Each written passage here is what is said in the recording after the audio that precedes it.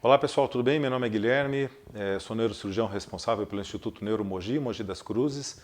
A gente vai seguir os nossos vídeos a respeito de esclarecimentos e informativos para a população em geral que nos segue, o nosso público, através das mídias sociais do Instagram, Facebook e do YouTube.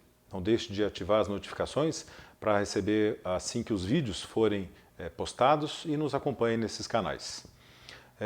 Bom, vamos começar então com o primeiro dos temas. O uso de celular pode causar dores de coluna?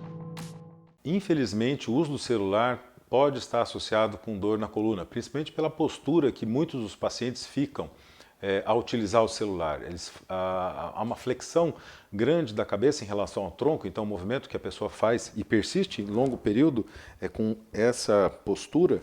E, obviamente, uma postura dessa ao longo do prazo, persistindo por horas em alguns pacientes, pode sim levar a dores e desconfortos muito comuns, principalmente quando o paciente sai dessa posição, ele sente o desconforto, sente o mal-estar e sente aquela dor que normalmente não é uma dor incapacitante, ela melhora quando a posição volta à posição neutra. O problema é quando o paciente persiste muito tempo nessa posição, com a flexão da cabeça, repetidamente ao longo dos dias, podendo sim levar os pacientes a terem até alguns problemas futuros por decorrência do uso do celular de maneira indevida.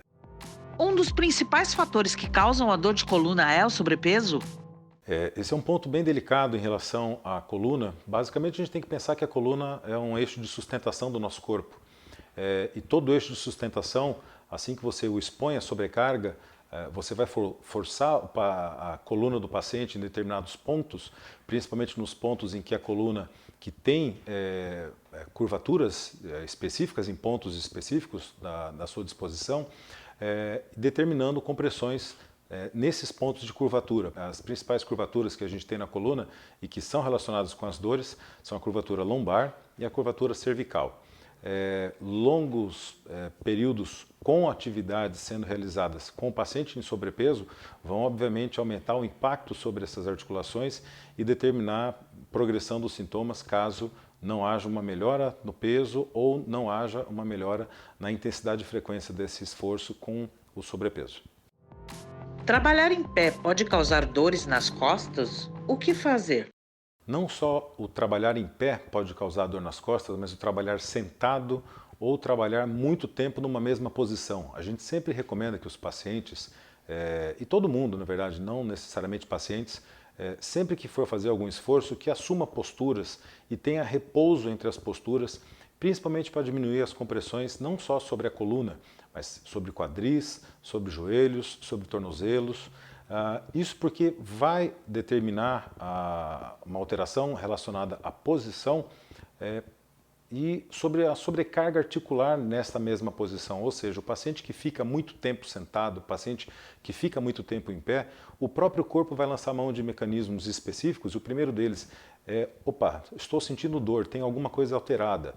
É a hora que a gente lembra que está há muito tempo naquela posição e precisa mudar um pouco a nossa postura. Então, para quem trabalha, infelizmente, na frente do computador, exercendo atividades com algum grau de esforço ou prolongadamente no mesmo tipo de esforço, as doenças relacionadas repetidas ao esforço e ao trabalho, precisam sim ter pausas para que, obviamente, a coluna não seja sobrecarregada. Bom, esses foram algumas respostas em relação a alguns temas específicos sobre dores nas costas. Não deixe de nos enviar suas dúvidas a respeito desses temas, é um tema muito amplo e a gente tentou pegar só apenas alguns pontos específicos.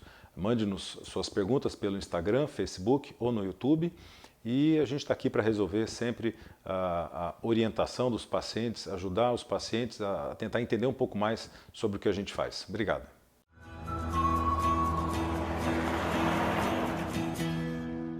Clínica de Neurocirurgia e Cirurgia Minimamente Invasiva, Neuromogi.